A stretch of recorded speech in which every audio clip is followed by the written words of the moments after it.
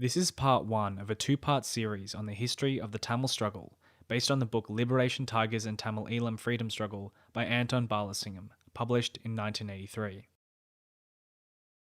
We begin here. The Portuguese arrived in Ceylon in the 1600s.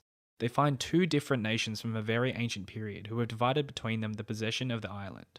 First, the Sinhalese, inhabiting the interior of the country in its southern and western parts, and secondly, the Tamils, who possess the northern and eastern districts. These two nations differ entirely in their religion, language, and manners.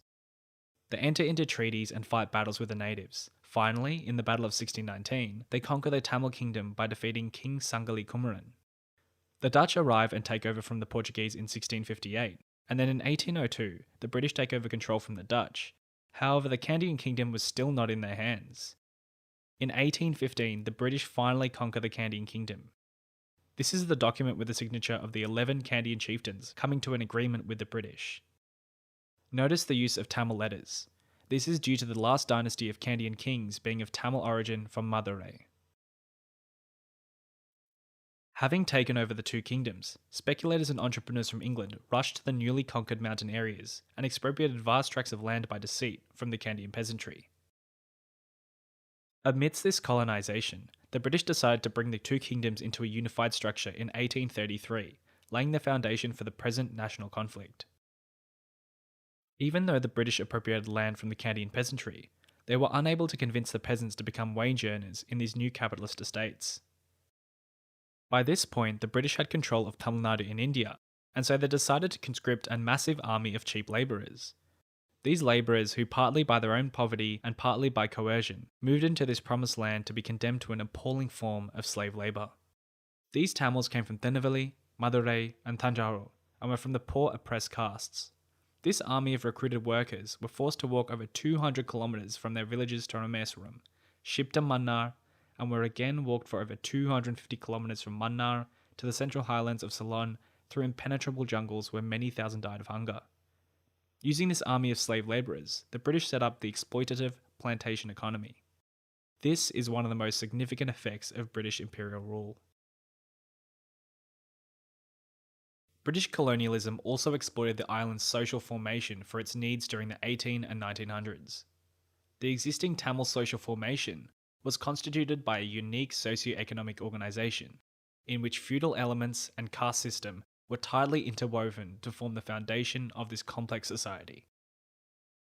The notorious system of caste stratification bestows, by right of birth, power, privilege and status to the high caste Tamils, the minority of whom, landowners and business elites, own the means of production and exploited the rest.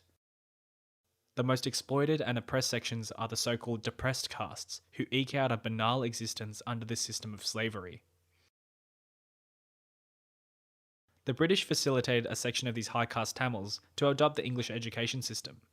The English imperialist masters encouraged the Tamils and provided them with an adequate share in the state administration under a notorious strategy of balance of power and of divide and rule.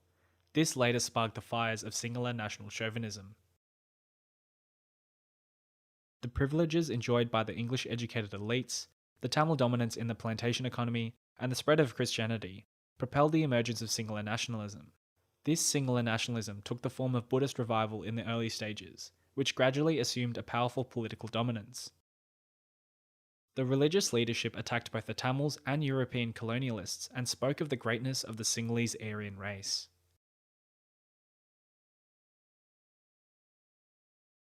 This is a quote from Anagarika Dharmapala, who is renowned as a Buddhist leader of Sri Lanka. His stories are taught in the current Sri Lankan school system, and he has stamps released by India and Sri Lanka to commemorate his work on reviving Buddhism.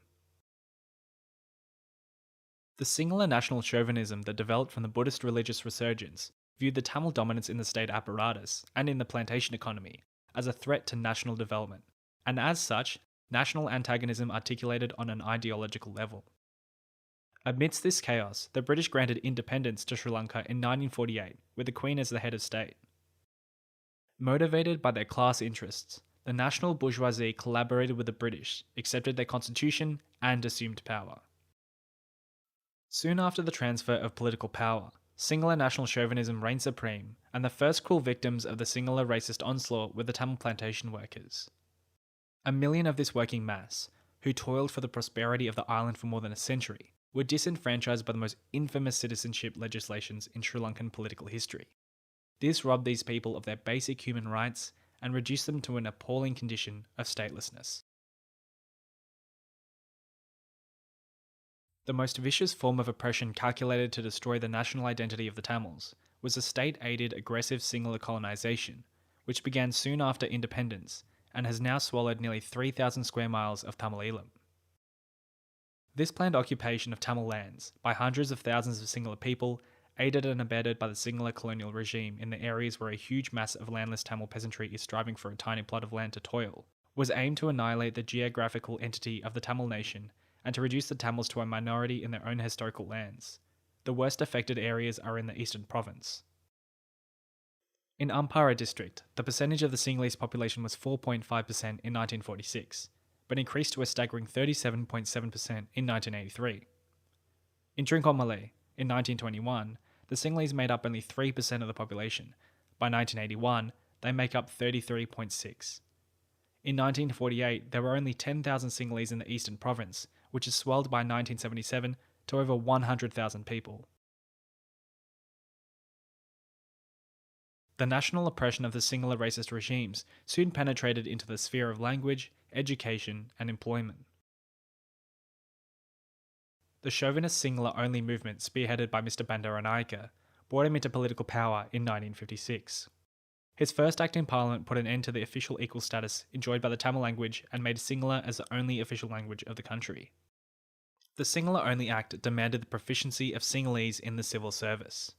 The Tamil public servants, deprived of the rights of increments and promotions, were forced to learn the language or leave employment. Employment opportunities in the public service were practically closed to Tamils. The racist discrimination against Tamils in employment by the present fascist regime can be studied from the statistics shown here.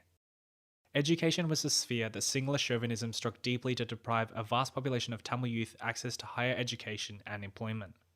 A notorious discriminatory selective device called standardisation was introduced in 1970, which demanded higher marks from Tamil students for university admissions, whereas Sinhalese students were admitted with lower grades. This discriminatory device dramatically reduced the number of admissions of Tamil students and seriously undermined their prospects of higher studies. In our next episode, we will look at these oppressive regimes in more detail and understand how the Tamil people and politicians confronted them.